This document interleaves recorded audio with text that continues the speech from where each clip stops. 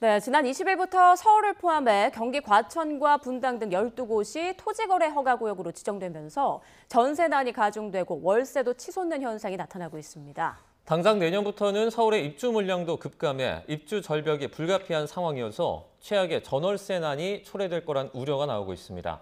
최재민 해설위원과 함께 부동산 시장 움직임 알아보겠습니다. 안녕하십니까? 네, 안녕하세요. 네, 먼저 토지거래 허가제라고 하면 주택이나 토지를 거래할 때 허가를 받아야 한다는 거잖아요. 네, 그렇죠. 그 지자체는 그 토지 이용 목적이 적합한지를 이제 심의를 하게 됩니다. 그래서 이제 그 신청일로부터 보름 안에 허가 또는 이제 불허가 처분을 이제 통보를 하고요.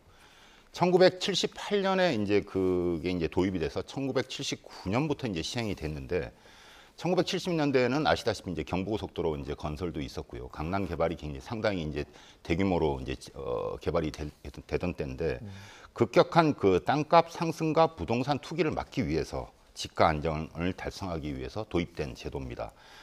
최초로 이제 적용된 시점이 1985년 그 충남 대덕단지 개발 연구단지였거든요. 네. 최근에는 그 주택 가격 안정화 수단으로 이제 활용이 되면서 본래 취지와 투기적 개발 이익 방지와 다르게 이제 운영된다는 비판도 이제 나오고 있습니다. 주택에 대한 토지거래 허가 구역 지정을 처음 시행했을 때는 그 문재인 정부 때였고요. 당시에는 그 집값 안정 효과보다는 나타나지 않고 매물 점검과 그 매물 잠김과 그 풍선 효과 같은 부정적인 영향만 이제 확산을 했다는 지적이 일고 있습니다. 네. 지난 20일부터 이제 시행된 토제 규제가 예전과 이제 비교를 했을 때도 상당한 수준으로 이루어졌다고요? 그렇습니다. 이 지역 인구가 대략 한 1,500만 명 정도 되거든요. 왜 그러냐면 서울 전역하고 경기 남부 이제 그 다 대부분 그렇게 그 정도 되는데 네. 사실상 이 주택이나 토지를 내 마음대로 이제 거래를 할 수가 없습니다.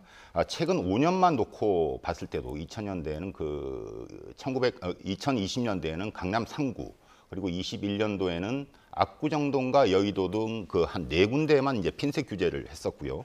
23년대에는 강남 3구와 이제 용산구가 이제 포함이 돼서 이제 연장이 됐었는데 1993년도 이제 YS 정부 때 금융 실명제를 이제 실시를 했었는데 그 전 국토의 90%를 토지거래 허가구역으로 묶은 적이 있습니다.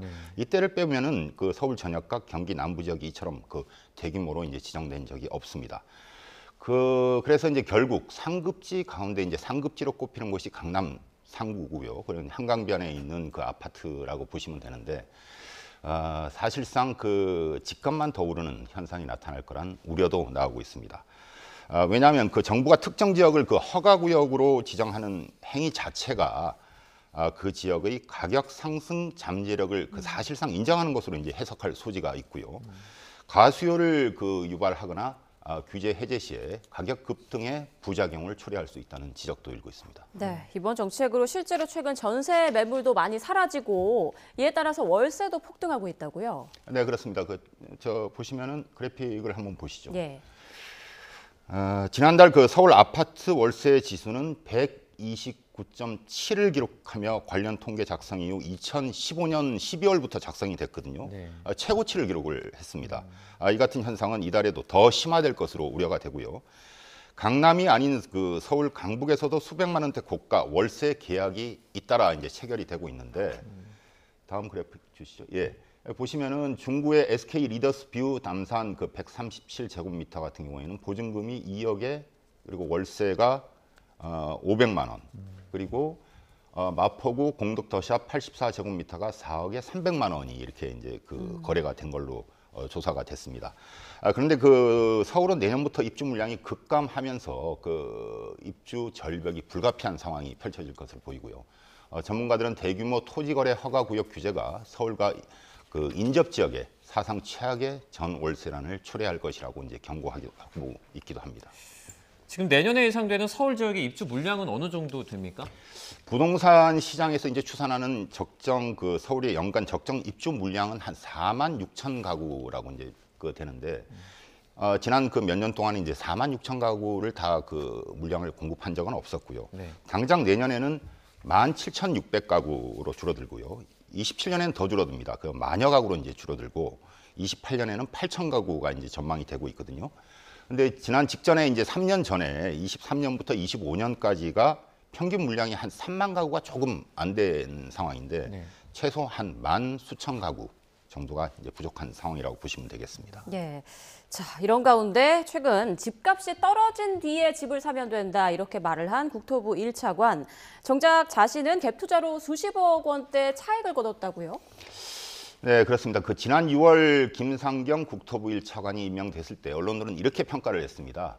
이 차관을 이 대통령의 부동산 책사라고 이제 평가를 했거든요. 예. 대표적인 부동산 개혁론자로 그 지난 대선 때는 개발이익 환수 공약도 끌어냈습니다. 그런데 이 차관이 부인이 갭 투자로 성남시 백현동 아파트를 지난해 이제 구입을 했습니다. 이 아파트는 현재 그 호가가 한 40억에서 42억 정도가 한다고 하는데 1년 사이에 약 10억 원 가량이 올랐습니다. 이 차관 자신도 2017년에 이제 분양받은 판교 아파트를 올해 6월에 이제 갭 투자로 이제 투자자를 찾아서 처분을 했습니다. 네. 팔아서 이제 처분을 했는데 5억 원에 달하는 시세 차익을 얻었다라고 이렇게 알려지고 있습니다. 서울과 경기 12곳을 토지거래 허가구역으로 묶어놓고 국민에게는 집을 사고 파는 걸 사실상 이제 불가능하게 이제 만들어놓고 정작 부동산 정책을 주도하는 자신은 고가 아파트 구입과 세입자를 들이는 것도 그 완료했다는 점에서 야당에서는 내로남불이라고 이제 맹폭을 하고 있습니다. 이런 여론에 이제 정부와 여당은 발등에 불이 떨어진 그런 모양새인데요. 당장 오늘 그 주택시장 안정화 TF를 구성을 했죠? 네, 그래서 TF 단장에는 한정혜 정책위 의장이 맡고요. 재선 의원 이상이 이제 위원으로 이제 참여를 한다고 합니다. 네.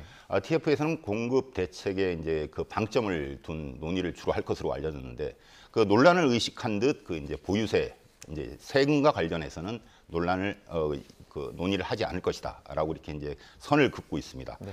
민주당이 그 부동산 TF 관련 TF를 구성한 건 그 15 대책을 둘러싼 실수요자의 반발이 예상보다 매우 크기 때문인데 앞으로 이제 내놓을 대책에 주목을 해볼 필요가 있겠습니다. 네, 과연 TF에서 실질적인 대책이 나올 수 있을지 지켜봐야겠습니다. 지금까지 최재민 해설위원과 부동산 시장 움직임 살펴봤습니다. 고맙습니다. 고맙습니다.